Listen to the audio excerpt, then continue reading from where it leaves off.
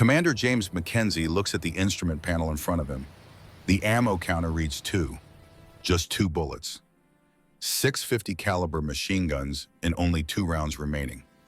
His eyes shift to the fuel gauge. The needle rests below the E. Empty. Bone dry. The Pratt & Whitney engine coughs once, sputters, then continues its labored growl. 100 miles below, the USS Essex is a gray speck on an infinite blue carpet.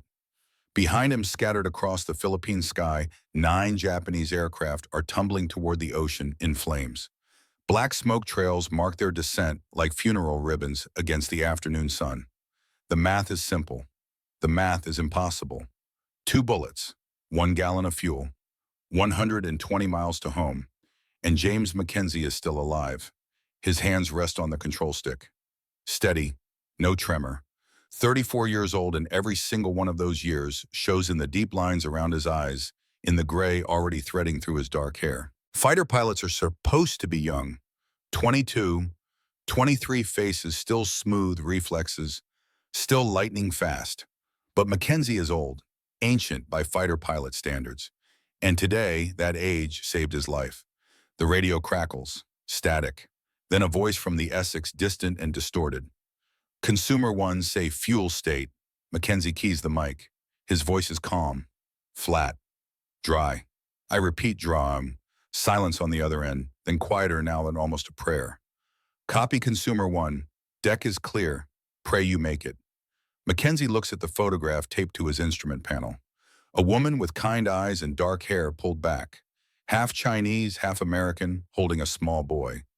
The boy is maybe 5 years old, gap-toothed smile, holding a model Hellcat fighter in his pudgy hands. Hannah, Jimmy, his wife, his son.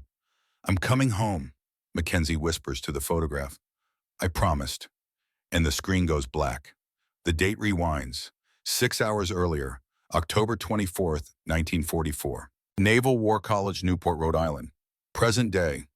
The instructor is young, maybe 30. He stands at the front of a classroom filled with naval aviation candidates, their dress whites crisp and perfect. On the projection screen behind him, a black and white photograph. A pilot in the cockpit of an F-6F Hellcat. The pilot's face is mostly hidden by his leather helmet and oxygen mask, but his eyes are visible. Calm eyes. Old eyes. The instructor taps the screen with his pointer. October 24th, 1944. The Battle of Leyte Gulf. The largest naval engagement in human history. He pauses, lets that sink in. The Philippine Sea. 70 miles north of the American fleet, radar picks up a massive enemy formation. 60 aircraft, Zeros, Mokors, Tonys, all inbound to strike the carriers. The students lean forward. This is why they're here, to learn from history, to understand what men did when the stakes were total and the odds were death. The Essex has launched every available fighter, the instructor continues. The deck is fouled from earlier operations. They can only scramble 7 planes, 7 American fighters to intercept 60 Japanese. A hand goes up. Sir, did they call for backup? No time, the Japanese formation is already inbound. 7 fighters take off, and then one by one, 5 of them abort. Mechanical failures, engine trouble, low fuel. Within minutes, only 2 American fighters remain airborne. The classroom is silent now. You could hear a pin drop. The instructor clicks to the next slide. A simple equation appears on screen. 60 versus 2. You're the flight leader, the instructor says. What's your move? Hands shoot up immediately. Retreat, sir. Call for backup. Dive away and preserve the aircraft. Live to fight another day. The instructor nods. All tactically sound decisions. All the smart play. He pauses, looks at each student in turn. Commander James Mackenzie chose none of those options. Another click. The screen shows the pilot again. And now you can see it. The slight upturn at the corner of his mouth. Not quite a smile, but close. He turned his fighter toward the enemy formation, the instructor says quietly, and he attacked. The screen fades, dissolves. Time slides backward. USS Essex, Western Pacific. October 24th, 1944, 0530 hours. The stateroom is small, cramped, Just enough space for a bunk, a tiny desk, a locker for uniforms. James Mackenzie sits at the desk, fountain pen in hand, writing on cream-colored stationery. The paper is good quality. Hannah insisted on that before he shipped out. "If you're going to write to me," she'd said, "at least write on proper paper." The letter begins the way they always begin. "My dearest Hannah." He pauses, stares at those three words. How many letters has he written that started exactly like this, 50 or 100? Every time he flies, he writes one, just in case. Most of them he tears up when he lands safely, but he always writes them. "If you are reading this letter from the Navy chaplain instead of from me directly, then I have failed to keep my promise." His hand stops. He looks at the photograph on his desk.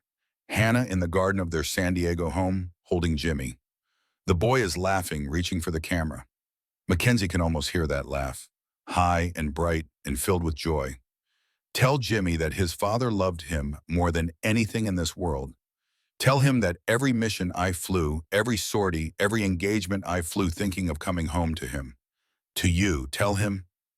The klaxon sounds, loud, insistent, battle stations, all hands, general quarters. Mackenzie doesn't finish the sentence. He crumples the letter, drops it in the small trash bin beside his desk. He'll write another one later, after the mission, when he comes back, if he comes back. He picks up the photograph, touches Hannah's face with one finger. "Promise me you'll come home," she'd said the morning he deployed. Jimmy needs his father. Her voice echoes in his memory, soft and certain. "Promise me, Jim." "I promise," he'd told her. And James Mackenzie doesn't break his promises. He tucks the photo into the breast pocket of his flight suit, grabs his leather helmet, and heads for the flight deck. The Essex is a city of controlled chaos. 3,000 men moving with purpose, each one a cog in a vast machine designed for one thing, projecting American power across the Pacific.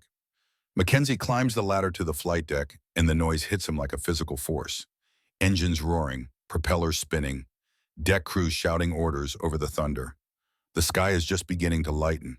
Dawn is maybe 30 minutes away. The ocean is dark blue, almost black, stretching to the horizon in every direction. Somewhere out there beyond the curve of the earth, the Japanese empire is dying. But dying empires are dangerous. They lash out. They gamble everything on desperate plays. Chief Mechanic Danny O'Brien jogs over, clipboard in hand. He's maybe 50, face weathered by decades at sea, hands permanently stained with grease and oil. "Commander, you already flew dawn patrol. You need rest." Mackenzie shakes his head. "What's the situation?" O'Brien glances at his clipboard, but Mackenzie knows he doesn't need to read it. The chief has every aircraft status memorized. "We've got maybe 7 birds that can fly.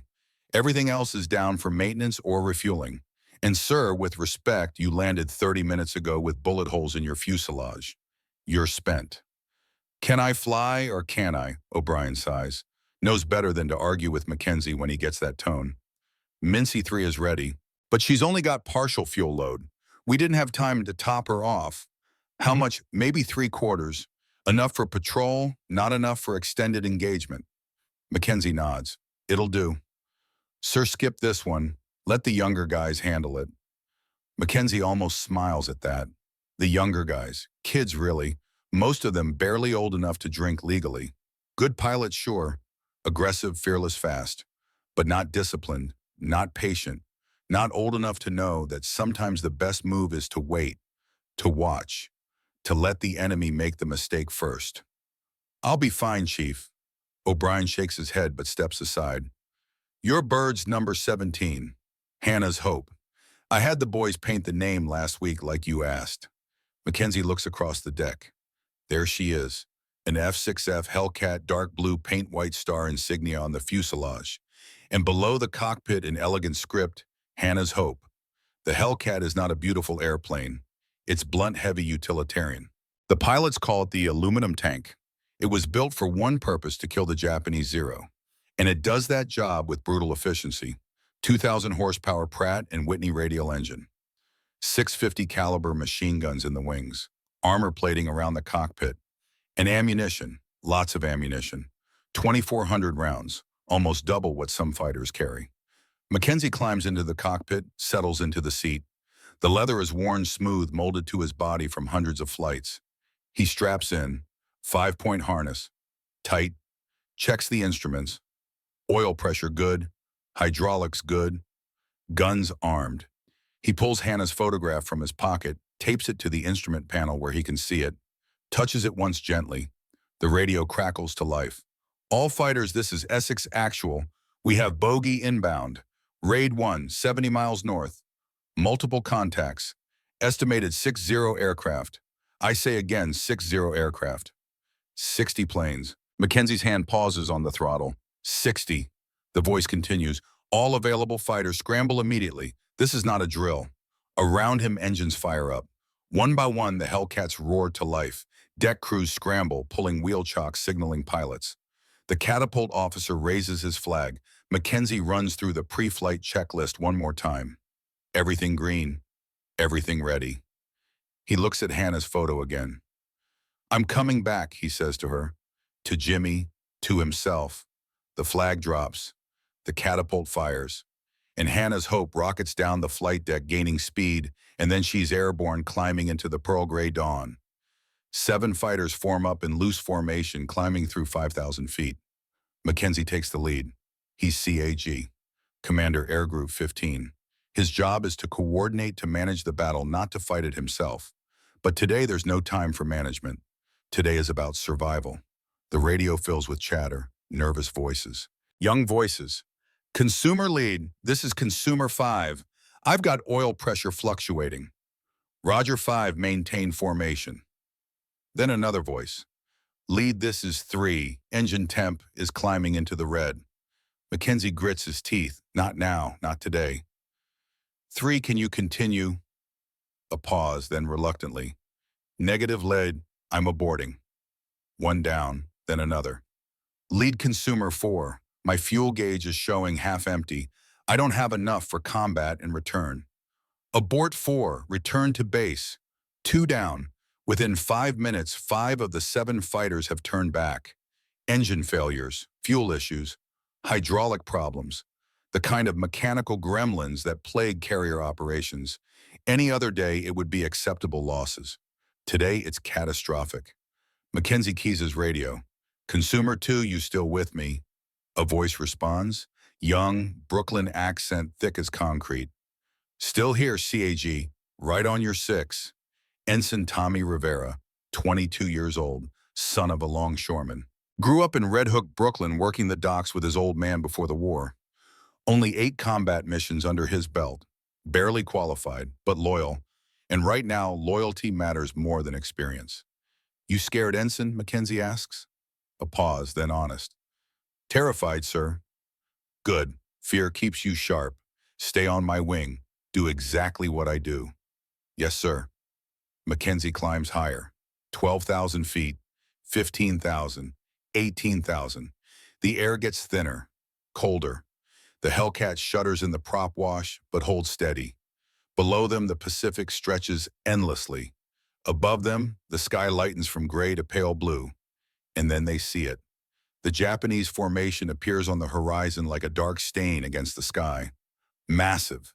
A V-shape, 60 aircraft in tight formation. Zeros on the outside. Dive bombers in the center. All heading south, all heading for the American fleet. Rivera's voice comes through the radio, pitched higher now. CAG, I count. Jesus, there's so many of them. Mackenzie doesn't respond immediately. He's doing the math. 60 versus 2, 30 to 1 odds. The smart move is to turn around. Dive away, preserve the aircraft. Live to fight another day. Come home to Hannah, to Jimmy. But below them, the Essex sits exposed. 3,000 sailors. And beyond that, the invasion beaches at Leyte. Thousands of Marines pinned down, counting on the Navy to keep the Japanese Air Force away. If those 60 bombers reach the fleet, men will die. Good men. American men. Mackenzie thinks about his father, Thomas Mackenzie, steel mill foreman in Bessemer, Alabama. Worked the furnaces for 40 years. Came home every night with his hands burned, his lungs full of smoke, his back aching. But he never quit. Not once, never left a job half done. Mackenzie's don't quit son, his father had told him when he was 8 years old the day his mother died. When the work is hard, that's when you dig deeper. That's when you prove what you're made of. Mackenzie's hand tightens on the control stick. Rivera's voice again. CAG, what's the play? Below them, Hannah, Jimmy, the photograph taped to the instrument panel. Above them, 60 enemy aircraft. Mackenzie makes his choice. He opens the throttle. The Pratt & Whitney engine roars. The Hellcat surges forward, climbing higher positioning above the Japanese formation. Rivera sounds confused. Sir, you're heading towards them. I know. Sir, there's 60 of them and 2 of us. I can count Ensign. A pause, then quieter. Are we really doing this? Mackenzie looks at the Japanese formation. They haven't seen the 2 Americans yet. They're flying lazy, confident in their numbers. Undisciplined. Listen to me carefully, Corma Poise, Mackenzie says, using the young pilot's first name for the first time. We're not going to dogfight them. If we try to turn with those zeros, we're dead in 30 seconds. Then what are we doing? We're going to herd them, like wolves hunting sheep. We stay above them, use our altitude advantage, dive in, take a shot, climb back out before they can react. Boom and zoom, over and over. We don't chase them, we don't get drawn into a turning fight, we just pick them off, one at a time. Sir, even if we do that perfectly, we can't kill 60 planes. We don't have to kill 60 planes, Mackenzie says. We just have to scare them into dropping their bombs. Make them think they're under attack by a whole squadron. Make them abort. Rivera is silent for a moment. Then Mackenzie can hear the tremor in his voice, the kid trying to sound braver than he feels. I'm with you, CAG. Good man, stay on my wing, watch your ammo. Short bursts only. And Tommy. Yes, sir. When this is over, first round's on me. A shaky laugh. You got a deal, sir. Mackenzie climbs to 25,000 feet. The Hellcat strains at this altitude, the engine working hard in the thin air. But up here, he's invisible. The sun is rising behind them now, golden and brilliant. Perfect. The Japanese will be looking into the sun blind to what's above them. He watches the formation below, studies it, looks for weaknesses, and he sees it. The V formation is tight in the center, but the outer edges are loose. Stragglers, pilots who aren't keeping position. Those are the targets, the weak ones, the slow ones. He keys the radio one more time. We work the stragglers. Understood. Roger that. Mackenzie pulls out a cigar stub from his flight suit pocket. He's had this cigar since his final exams at the Naval Academy. Never lit it, never smoked it, just chewed on it when he needed to think. It's his lucky charm. Stupid, probably. Superstitious, but everyone has their rituals. He puts the cigar between his teeth, tastes the tobacco, and then he rolls the Hellcat over and dives. The airspeed climbs rapidly, 200 miles per hour, 300, 350. The Hellcat shudders under the G-forces. The control stick vibrates in his hands. Wind screams past the canopy. His vision narrows, blood draining from his head as gravity pulls everything downward. Below him, a lone Zero flies on the outer edge of the Japanese formation. The pilot hasn't seen him yet, hasn't looked up, doesn't know death is falling from the sky at 400 miles per hour. Mackenzie lines up the shot. The gun sight reticle settles on the Zero's engine cowling. 800 yards, 600, 400, 300. Close enough. His finger touches the trigger, and the entire world explodes in fire and thunder. 650 caliber machine guns erupt simultaneously. The sound is catastrophic, a rolling thunder that drowns out even the roar of the engine. The Hellcat shudders as 20 rounds per second pour from each wing. Tracers arc through the air, bright orange lines connecting Mackenzie's plane to the Zero below. The Japanese pilot never knew what hit him. The first rounds punched through the Zero's thin aluminum skin like it's tissue paper. The fighter has no armor, no protection. It was built for speed and agility, not survival. The bullets tear through the engine, through the fuel tank, through the cockpit, and then the Zero simply comes apart. The right wing shears off. The fuselage erupts in orange flame. Black smoke pours from the wreckage as it tumbles toward the ocean, spinning, disintegrating, mauling. Mackenzie doesn't watch it die. His eyes are already on the altimeter, the airspeed indicator, the horizon line. He pulls back hard on the stick. The G-forces slam him into a seat. His vision grays at the edges. Blood drains from his head. But he keeps pulling, keeps climbing, using the immense speed from the D to rocket back up to altitude. The Hellcat climbs like a homesick angel. 5,000 feet, 10,000, 15,000. Back into the sun, back into invisibility. Below him, the Japanese formation erupts into chaos. Pilots break from their tight V, scanning the sky, trying to find the attacker. Radio chatter floods their frequencies. Voices shouting in Japanese, panicked, confused. Where did he come from? How many are there? Did anyone see them? Mackenzie levels off at 20,000 feet, pulls the Hellcat into a wide, lazy turn. His breathing is controlled, steady. His heart rate is elevated but not racing.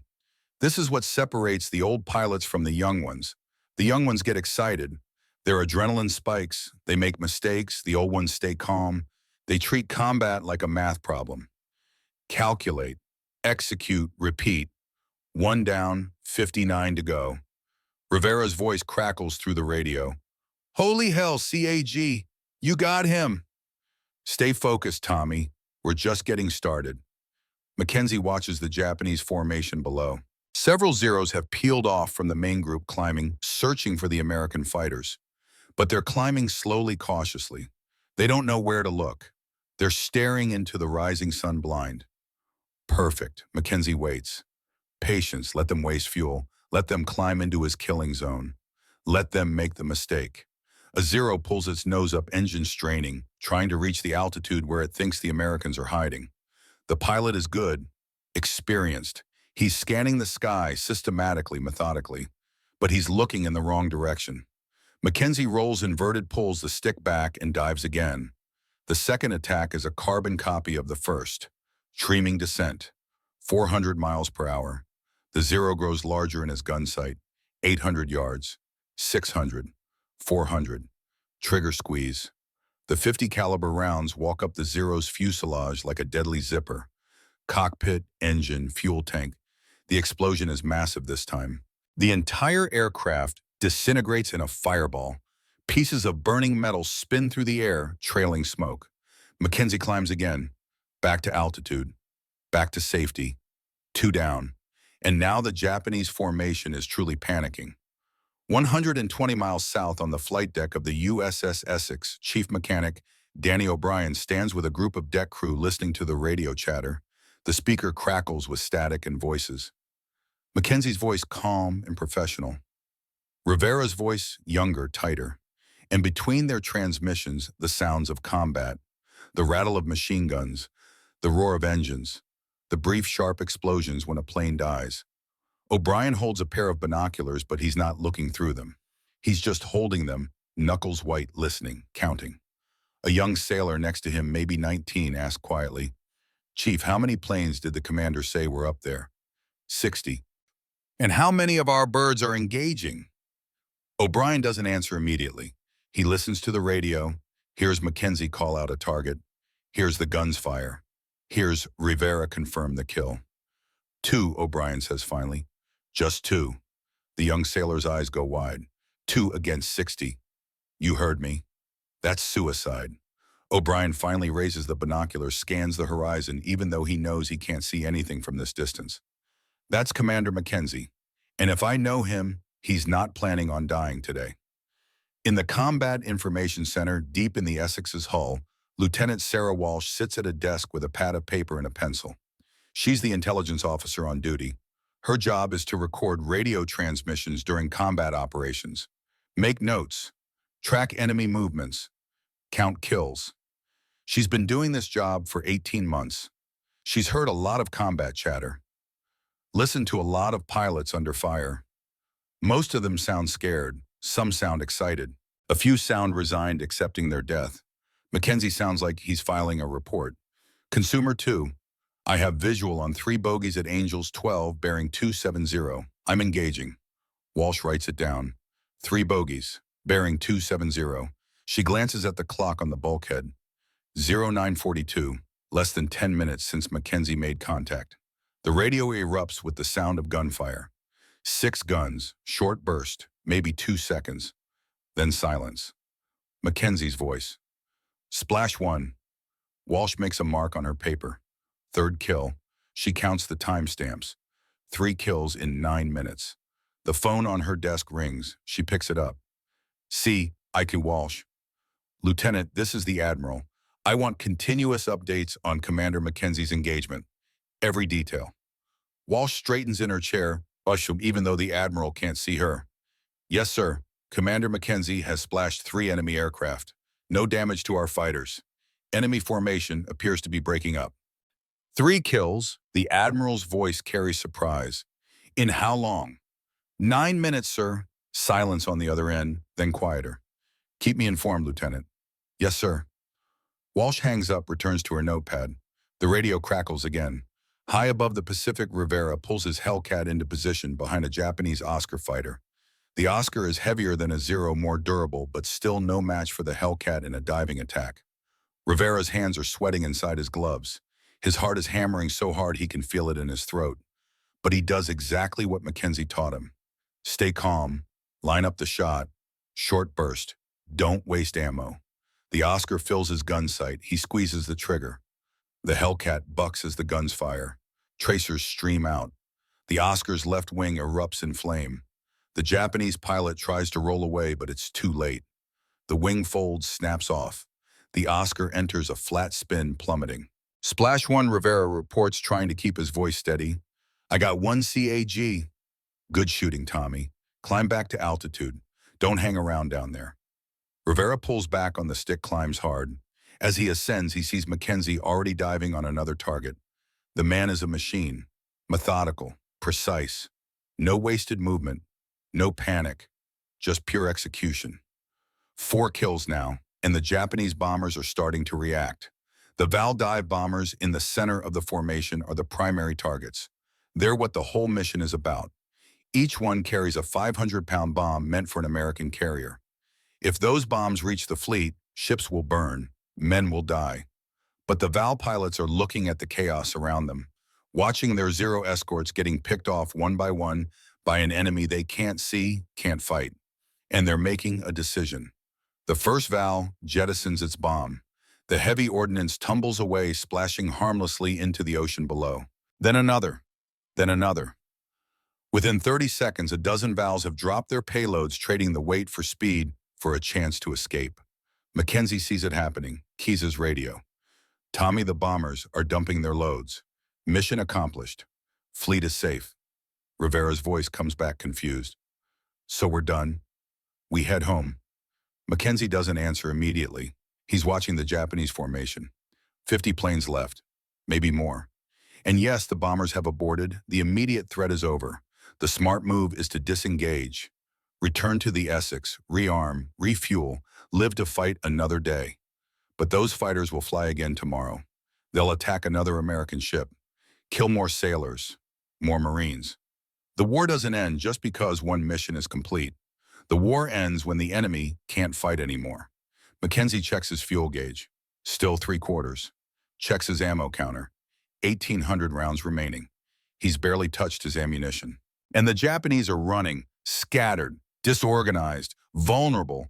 His father's voice echoes in his memory. Never leave a half-done son. Mackenzie makes his decision. Negative, Tommy.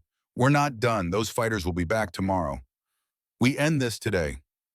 Rivera's voice rises slightly. Sir, we proved the point.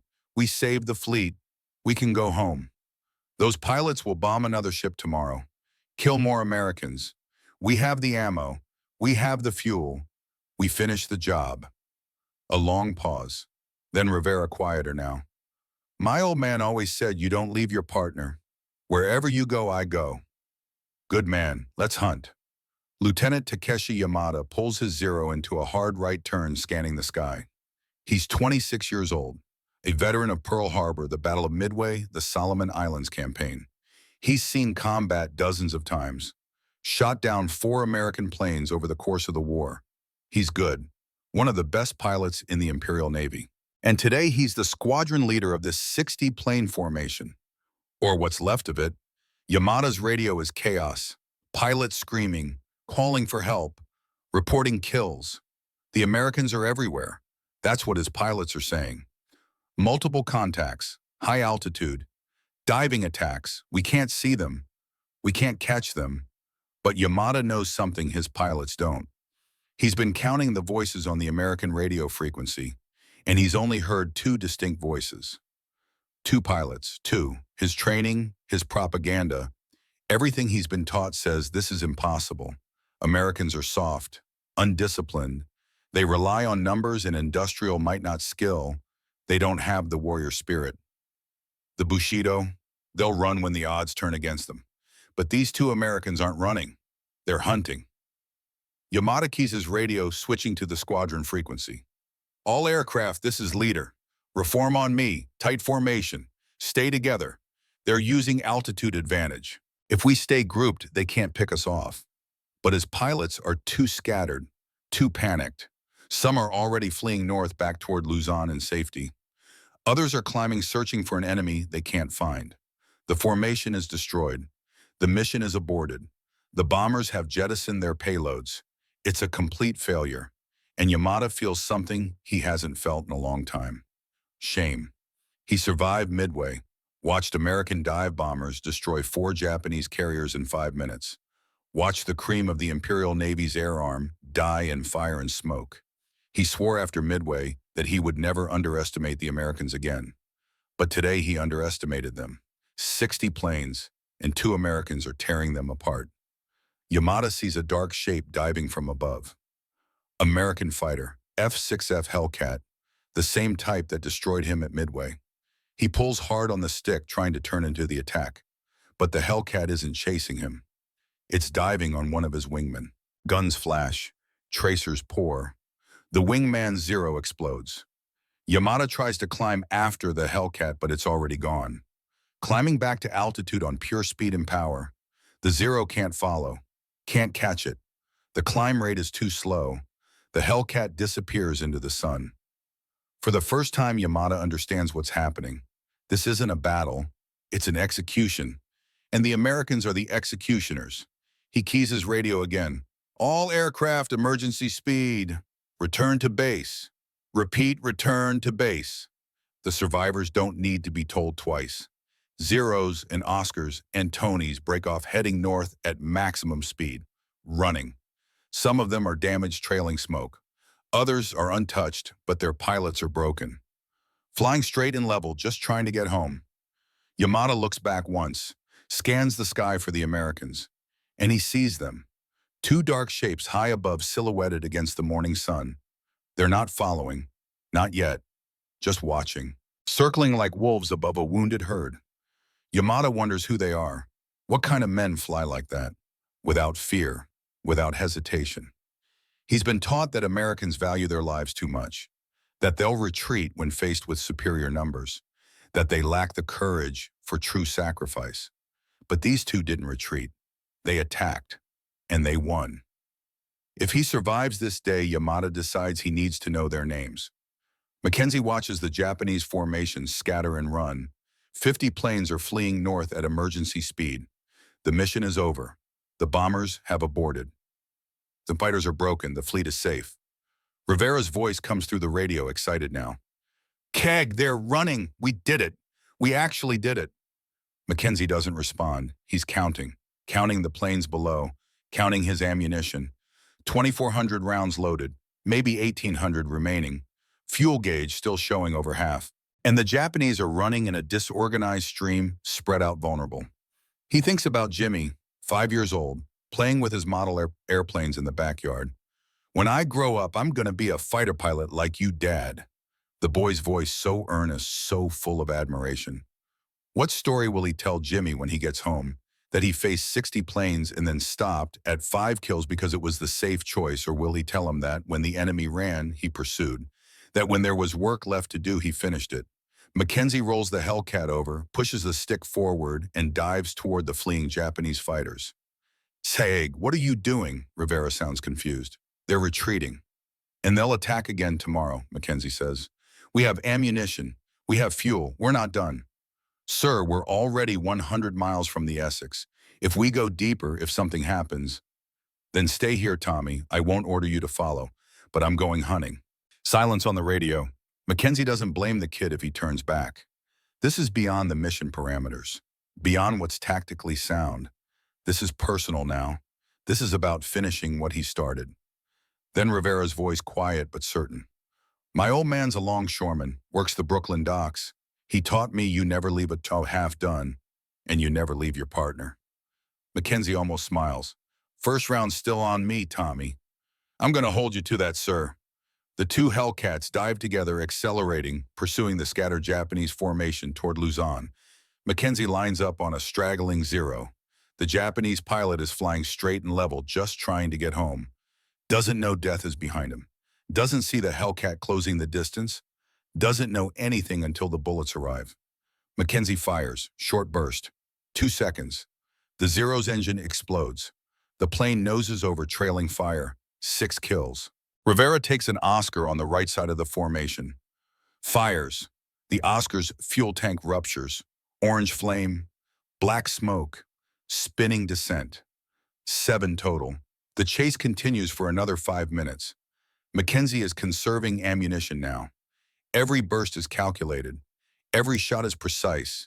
No spray and pray, just controlled professional violence. He spots 2 Zeros flying in close formation. Section leads. Usually you pick one target, but Mackenzie has an idea, a risk. If he times it right, he can take both. If he misses, he'll be vulnerable. Out of position. Easy prey for the rest of the formation. He makes the decision in a split second. Dives. Builds speed. Lines up on the trailing Zero. Fires. The right wing of the Zero shears off. The plane enters a flat spin out of control. But Mackenzie doesn't climb this time. He maintains his dive, slides his gun sight onto the lead Zero. The Japanese pilot hasn't realized his wingman is dead yet. Hasn't looked back. Hasn't broken formation. Mackenzie fires again. The bullets punch through the fuselage, find the fuel tank. The Zero explodes in a massive fireball. 2 kills, 10 seconds. Rivera's voice, awed. Mother of God, CAG, did you just... Stay focused, Tommy. Mackenzie checks his instruments. Ammunition counter is getting low. Maybe 800 rounds remaining. Fuel gauge is at half. And they're 120 miles from the Essex now, deep in enemy territory. Every mile north is a mile they'll have to fly south on dwindling fuel. But the Japanese are still running, and Mackenzie isn't finished. He lines up on another straggler, a Nakajima Oscar engine smoking, already damaged. The pilot is flying slow, trying to nurse his wounded aircraft home. Mackenzie closes in. 400 yards, 300, 200. He squeezes the trigger, and only 3 guns fire. The other 3 are jammed, or empty, or both. The uneven recoil throws the Hellcat sideways. The plane yaws hard to the right. Mackenzie fights the stick, kicks the rudder, trying to compensate. For 2 seconds, maybe 3, he's completely vulnerable. Out of control. A sitting duck. And a Zero drops from above, diving on him, guns flashing. Rivera screams into the radio, "Brake right, CAG, brake right!" Mackenzie throws the stick hard over, rolls the Hellcat into a barrel roll. Tracer rounds pass inches from his canopy. So close he can see the phosphorescence, can almost feel the heat. The Zero overshoots, trying to follow the roll but losing position. Rivera is already there. His Hellcat drops into the Zero's 6 o'clock. Fires. The Zero comes apart. "I got you, CAG," Rivera says, breathing hard. "I got you." Mackenzie levels out, checks his instruments again. Heart pounding now. First time today he's felt fear. Real fear. He came within inches of dying. He looks at Hannah's photograph on the instrument panel. Close. Too close. He keys the radio. "Good shooting, Tommy. I owe you." "We're even, sir." Mackenzie turns his attention back to the damaged Oscar. It's still there, limping north. He realigns, compensates for the uneven gun setup. Fires carefully. The 3 working guns spit tracers. The Oscar explodes. 8 kills, and Mackenzie's ammunition counter is approaching critical. Maybe 400 rounds left. Enough for 1, maybe 2 more engagements. He looks ahead. The Japanese survivors are scattering into the clouds over Luzon. Most of them will make it home, but not all of them. There's 1 more Zero, flying alone, separated from the others. An easy target. Mackenzie checks his fuel 1 more time. Half tank, long way from home. Engine running rough from the combat stress. He should turn back. He should head for the Essex while he still has fuel, while he's still alive. But there's 1 more target, One more enemy pilot who won't attack Americans tomorrow. Mackenzie pushes the throttle forward and gives chase. The Lone Zero is diving toward the cloud deck. The pilot knows he's being hunted. He's trying to reach the safety of the clouds where he can hide where American radar can't follow. Just a few more seconds, just a little farther. Mackenzie follows. The Hellcat screams downward, eating up the distance. But he's being careful now. Conservative. He can't afford a deflection shot. Can't waste ammunition on a low-probability kill. He needs to get directly behind the Zero. Close range. No angle. Just straight fire into the enemy's back. The mathematics of aerial combat. Closing speed. Angle off. Lead calculation. Mackenzie's brain processes it all automatically. 40 years of life. 4 years at the Naval Academy. 2,000 hours of flight time. Every lesson, every mistake, every near-death experience has led to this moment. The Zero is 200 yards ahead, then 150, then 100. Close. So close he can see the pilot's head moving in the cockpit, can see the rising sun insignia on the fuselage, can count the rivets in the aluminum skin. Mackenzie checks his ammo counter one last time. Maybe 300 rounds remaining across 3 guns. Enough for one burst. One chance. His father's voice. Measure twice, cut once. Mackenzie puts the gun sight reticle directly on the Zero's cockpit. His finger rests lightly on the trigger. Breathing steady. Heart rate controlled. The tremor in his hands from fatigue, from adrenaline, from 4 hours in the cockpit, all of it smooths out. He squeezes. The 3 guns fire. Not the full symphony of 6, just 3. But at this range, 3 is enough. The bullets walk up the Zero's spine. Engine cowling. Cockpit. The canopy shatters, the plane shudders. White smoke pours from the engine. And then the Zero noses over gentle at first, then steeper, rolling into an inverted dive, falling into the jungle below. Mackenzie doesn't watch it crash. He's already pulling up, climbing, looking around for threats.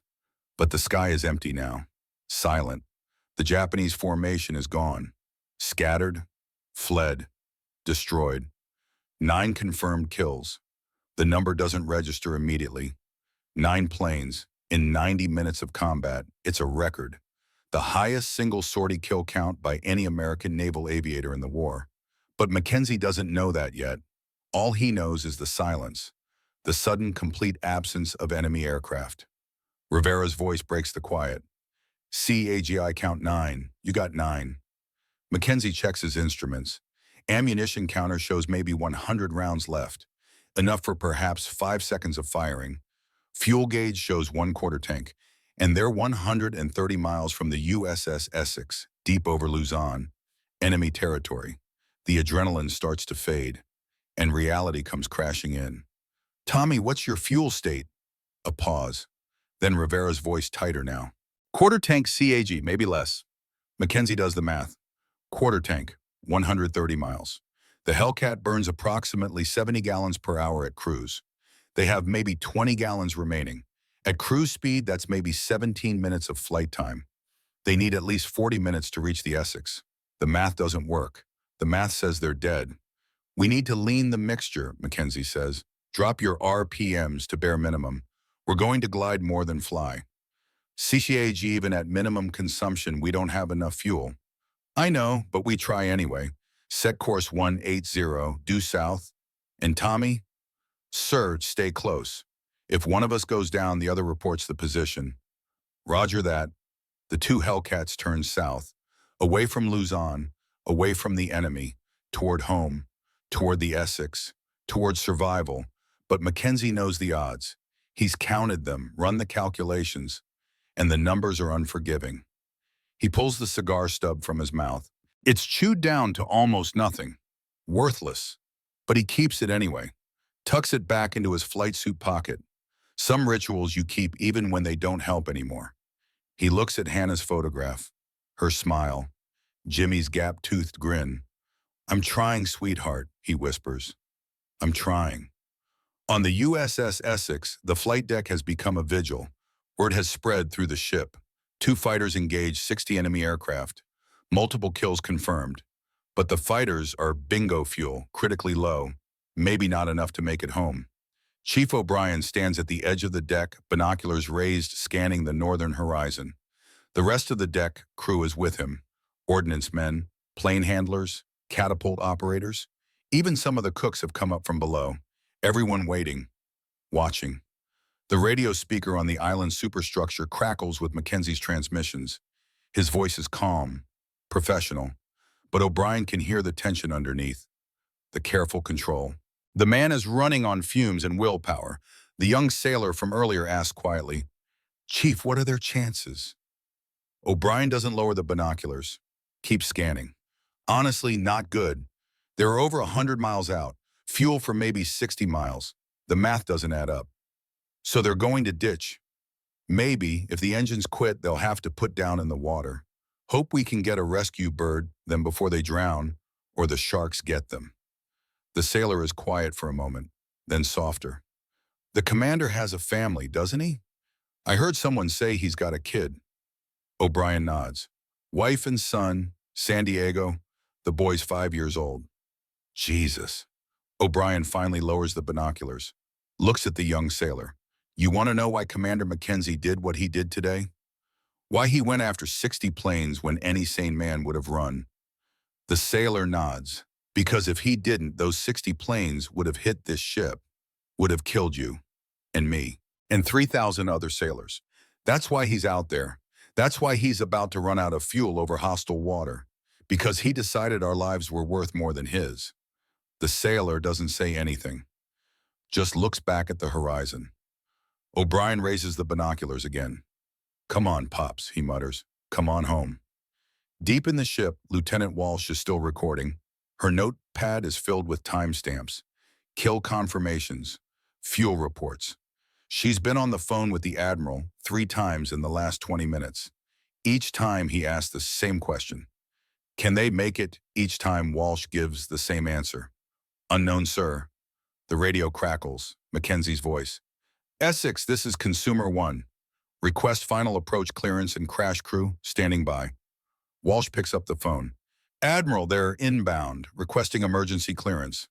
Are they going to make it? Walsh looks at her calculations. Fuel consumption rates, distance remaining, time elapsed. Sir, the numbers say no, but Commander Mackenzie is still in the air, so I'm not counting him out yet. A pause, then the Admiral's voice quieter. Neither am I, Lieutenant. Neither am I. Mackenzie's engine coughs. The sound is slight, barely noticeable over the normal roar of the Pratt and Whitney radial. But Mackenzie hears it, feels it, the momentary stutter in power, the brief hesitation. The engine is drinking the last drops of fuel from the tank. Sucking air, starving. He checks the fuel gauge. The needle is below the E now, not just empty, beyond empty. The warning light is flashing red. Another cough, longer this time. The propeller stutters. RPMs drop. Then the engine catches, again continues running. But it's dying. He can feel it. Tommy, you still with me? Rivera's voice is strained. Barely see a G. My engine's cutting out every few seconds. How far to the Essex? 70 miles. 70 miles. Might as well be 700. They won't make it. The math is absolute, unforgiving. They will run out of fuel before they reach the ship. Mackenzie has 2 choices. He can ditch now while he still has some power, some control. Put the Hellcat down in the ocean gently, increase his chances of survival, wait for rescue, or he can keep flying. Milk every last drop of fuel, every last second of engine time, and hope, just hope. Hannah's voice in his memory, promise me you'll come home. Mackenzie keeps flying, the engine coughs again, dies completely this time. The propeller windmill spinning freely in the slipstream, but producing no thrust. The Hellcat becomes a glider, heavy, aerodynamically inefficient, sinking. Mackenzie watches the altimeter unwind. 18,000 feet, 17,000, 16,000. The ocean below is getting closer. The waves are visible now, individual whitecaps, the vast empty Pacific, and then miracle. The engine catches, sputters, roars back to life. The fuel pump has found one more pocket of gasoline somewhere in the tank. One more gulp, one more minute. Mackenzie climbs slightly, regains a little altitude. buys himself a little more time. Consumer one, this is Essex. A new voice on the radio, the air boss. We have you on radar, 70 miles out. Can you maintain altitude? Negative. Engine is running on fumes. I'll glide as far as I can. Understood. We're clearing the deck. Barrier is rigged. Crash crew is standing by. You're going to make it, Commander. Mackenzie doesn't respond to that. Doesn't want to make promises he can't keep. He just focuses on flying, on coaxing every last bit of performance from the dying engine, on covering every last inch of distance. 60 miles, 50 miles, 40. The engine dies again. This time it doesn't restart. The propeller stops completely. Locked. The Hellcat is a 15,000-pound brick with wings falling from the sky at 200 feet per minute. Mackenzie pulls his stick back, gently trades airspeed for altitude, stretches the glide. Below him the ocean waits, dark blue, cold, indifferent. He thinks about Jimmy, thinks about the promise he made, thinks about the letter he started this morning and never finished. I'm sorry, Hannah, he whispers. I tried. And then he sees it, a gray speck on the horizon. The USS Essex, still miles away, still too far, but visible, real. Mackenzie's hands tighten on the stick. He's not done yet. Not while the ship is in sight. Not while there's still altitude to trade. Not while he's still breathing. The Hellcat glides lower. 5,000 feet. 4,000. 3,000. The Essex is getting larger. He can see individual details now. The flight deck, the island superstructure, the tiny figures of men on deck watching. 2,000 feet. 1,000. The radio crackles. Rivera's voice panicked. T-Egg, my engine's dead. I'm ditching. Mackenzie looks to his right. Sees Rivera's Hellcat propeller stop nose down, heading for the water. The young pilot manages to level off just above the waves. The Hellcat hits hard. Spray erupts. The plane bounces once, twice, then settles into the water, floating for the moment. I'm down, Rivera reports. I'm okay, I'm getting out. Mackenzie watches Rivera's canopy slide back, sees the young pilot climb out onto the wing. The Hellcat is sinking nose down, but slowly. Rivera has maybe 2 minutes before it goes under. Essex, this is Consumer 1. Consumer 2 is down, 40 miles north of your position. Pilot is out of the aircraft and appears uninjured. Request immediate rescue. Roger, Consumer 1. Rescue helo is launching now. Mackenzie turns his attention back to his own situation. He's at 800 feet. The Essex is 5 miles away. He has no engine, no power, just momentum and altitude. And it's not enough. He's going to fall short. He's going to ditch. Just like Rivera. Just like every mathematical calculation predicted. But Mackenzie has spent his entire life refusing to accept what the math says is impossible. He was supposed to stay discharged from the Navy. The eyesight failure was permanent, but he fought his way back. He was supposed to stay a landing signal officer forever. Too old for combat, but he earned command. He was supposed to run from 60 Japanese planes, but he attacked. And now he's supposed to ditch in the ocean and wait for rescue, but James Mackenzie doesn't ditch. Not while there's altitude. Not while there's a ship in sight. Not while he can still control the aircraft. He pulls the landing gear handle. The hydraulics groan. The wheels extend. More drag. More weight. But also more options. If he can reach the deck, if he can somehow coax this glider close enough, maybe, just maybe, 500 feet, 4 miles to the Essex. The Hellcat is falling faster now. The added drag from the landing gear is pulling it down. 300 feet, 3 miles. The men on the Essex deck can see him clearly now. They're waving, shouting, willing him forward. Chief O'Brien has the binoculars pressed so hard to his face he'll have bruises. 200 feet, 2 miles. Mackenzie can see the landing signal officer on the deck. Lieutenant Marcus Brown, one of Mackenzie's former students. Brown has the paddles up, ready to guide him in. But what's he going to guide a plane with no power? How do you signal a glider 100 feet, 1 mile? The waves are right below him now, close enough to see individual swells, close enough to touch. Mackenzie's altitude is gone. His airspeed is bleeding off. The Hellcat is on the edge of a stall. Half a mile, Not gonna make it. Quarter mile. The math was right all along. And then Mackenzie feels it. A thermal. A pocket of warm air rising from the sun-heated ocean. The Hellcat lifts. Just a little. Just enough. 50 feet of altitude gained. 50 feet of distance bought. 200 yards. The Essex looms ahead. Massive. The flight deck stretches out. Brown is waving the paddles frantically.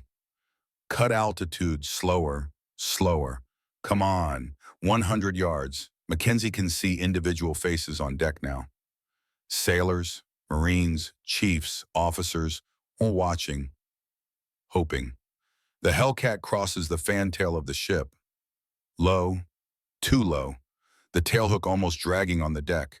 But Mackenzie holds it level, steady, professional. The wheels touch down, hard, rough. The tailhook catches something. Not a wire. The hook skips over the number 1 wire, misses the 2 wire, but catches number 3. The cable stretches, screams. The Hellcat decelerates violently. 0 to 60 to 0 in 3 seconds. The harness cuts into Mackenzie's chest. His head snaps forward. His vision blurs. And then silence. The Hellcat sits on the deck motionless. The engine is dead. The propeller is stopped. The fuel tank is empty. But James Mackenzie is home. The deck erupts, men running, shouting, cheering. The crash crew arrives, but there's nothing to do. No fire, no injury. Just a fighter plane that ran out of gas exactly where it was supposed to land. Mackenzie sits in the cockpit for a moment, hands still on the stick, body shaking. The adrenaline crash is hitting him now. 4 hours of combat, 9 kills, 150 miles of flying on empty. It's too much. His body is shutting down. Chief O'Brien arrives at the cockpit, climbs up on the wing. "Commander, sir, you okay?" Mackenzie doesn't respond immediately. He's looking at Hannah's photograph, still taped to the instrument panel, still smiling. He touches it gently. "I made it," he whispers. "I kept my promise." O'Brien helps him with the harness. "Sir, you need to get out. Let the doc check you over." Mackenzie climbs out slowly.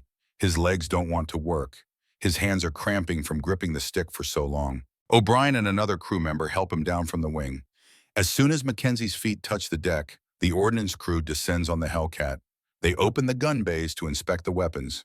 Standard procedure: check for damage, clear any jammed rounds, prepare for rearming. The chief ordnance officer stares into the gun bay for a long moment. Then he looks up at Mackenzie. His face is pale. "Commander, you need to see this." Mackenzie walks over on unsteady legs, looks into the gun bay. The ammunition belts are empty, almost completely empty. Out of 2,400 rounds loaded before the mission, there are exactly 2 bullets remaining. 2, one in the far right gun, one in the center. Mackenzie had fired 2,398 rounds, destroyed 9 aircraft, and landed with 2 bullets. O'Brien whistles low. "Sir, you cut that close." Mackenzie looks at the 2 remaining bullets, thinks about the 9 Japanese planes falling from the sky, thinks about the mathematical precision required to use ammunition that efficiently. 266 rounds per kill. Every burst controlled, every shot calculated. No waste, no panic, just professional violence executed with surgical precision. "Check the fuel," Mackenzie says quietly.